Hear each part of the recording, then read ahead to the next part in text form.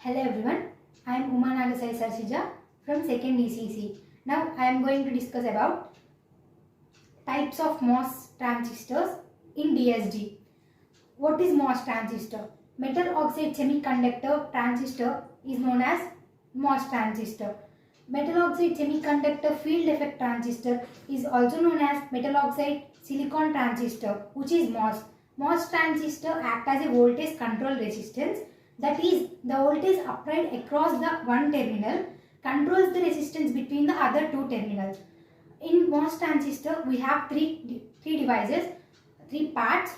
Those are gate, drain, source. Next, coming to the CMOS transistor, which is known as complementary metal oxide semiconductor transistor. This can be also called as complementary symmetric metal oxide semiconductor transistor, COS-MOS. This is one of the most popular technology which is used in computer chip design making, and also it is broadly used today to the formation of integrated circuit in various applications. This technology makes use of both P channel and N channel MOSFETs. Now coming over the advantage of CMOS over NMOS is power dissipation. Power is only dissipated when the switch actually ons. Complementary MOSFET uses the P channel MOSFET and N channel MOSFET. CMOS is a combination of NMOS and PMOS. We can say like CMOS is the addition of NMOS and PMOS. Coming to the NMOS transistor is built on a P-type substrate with an N-type source and drain diffused on it. So, in NMOS transistor, the majority carriers are electrons. As we know, electrons move faster than the holes. So, when we apply a high voltage to the gate, the NMOS transistor conducts, and when we apply a low voltage to the gate, the NMOS transistor will not conduct. When NMOS transistor conducts faster than the PMOS transistor, because since the electrons are the majority carriers which are used in it. For NMOS, VGS should be greater than or equals to 0. That means the voltage between the gate and source should be greater than or equals to 0. If VGS increases, then automatically the resistance between the drain and source decreases. If VGS equals to 0 at minimum position, then the NMOS will be in off condition. The RDS is maximum. We can say like 1 kilo ohm.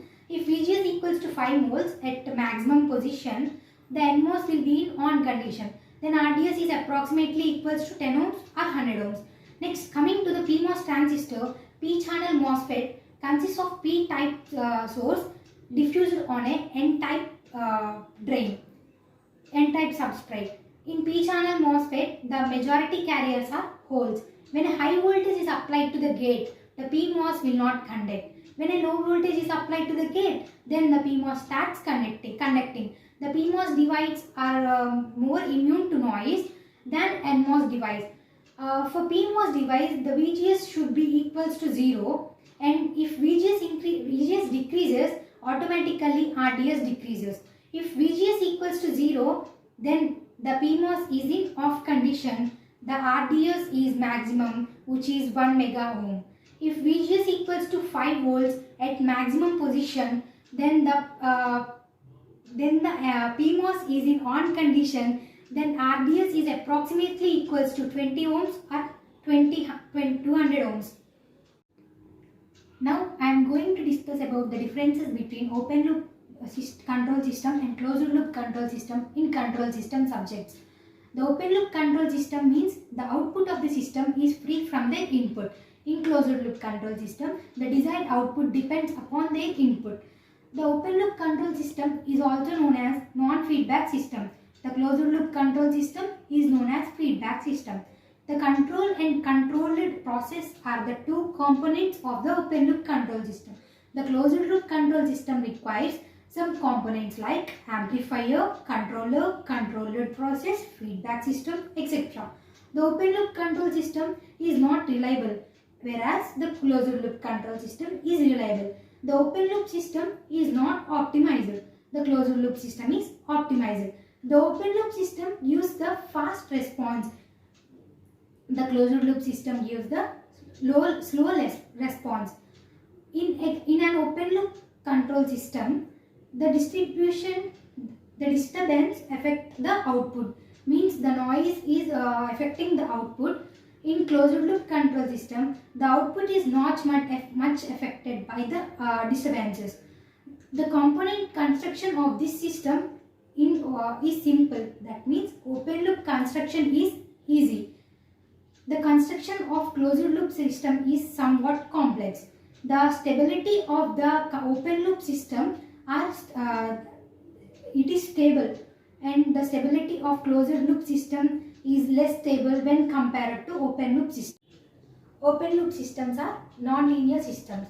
Closed loop systems are linear systems. Open loop system consumes less power, and closed loop system consumes more power. The changes in the output due to external disturbances are not connected automatically in open loop system. The changes in the output due to external disturbances are connected automatically in closed loop system. The accuracy of the open loop system mainly depends on the calibration. The accuracy of the closed loop system depends upon the feedback. That means these are accurate due to feedback. The construction of open loop system is easy because few elements are used in this system. The construction of the closed loop system is quite different. The cost of the open loop system is less when compared to closed loop system. Less maintenance is required in open loop system. We need more maintenance, much maintenance in closed loop system. The best examples of the open loop system are automatic washing machines, traffic lights, or remote control systems, immersions, etc. The examples of the closed loop system are AC, control systems for temperature, pressure, and speed, toaster, and refrigerator, etc. Now I am going to discuss about the elements of communication in analog and digital communications. Coming to the definition of communication system is a collection of individual telecommunication networks, transmission systems, relay stations, which are usually capable of interconnection and interoperation to form an integrated whole network. Based on the nature of signal, we have two types of communication systems. They are analog communication system and digital communication system. Coming to the analog communication system, in analog communication system, the information bearing analog signal is continuously varying in both amplitude and time. The best examples of analog communication is speech signal, video signal, temperature signal, pressure, etc. Coming to the digital communication, in digital communication system, the information bearing the digital signal is processed such that it can be represented by sequence of binary digits, that is in the form of 0 and 1s in discrete messages. The best examples of digital communications are computer data and telegraph signals. Coming to the advantages of digital communication over analog communication, the use of regenerative repeaters generates strong error-free signal at a good power level, and digital circuits are less subject to distortion and interference than analog circuits.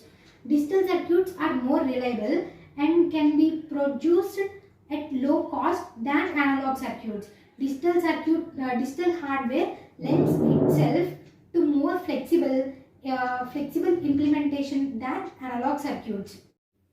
Coming to the disadvantages of digital communication over analog communication, digital communication requires more bandwidth than analog communication, and digital communication systems require more, it consumes more power than analog communication systems. Moving forward to the elements of digital communication, the initial element of the digital communication is input, which is source, which is in the analog form. Then the source is followed by input transducer, which converts analog signal to digital signal, and then followed by a source encoder. And source encoder is followed by channel encoder, and channel encoder is followed by digital modulator, which converts digital signals to analog. These these are the elements at the transmitter side, and the elements at the receiver side are digital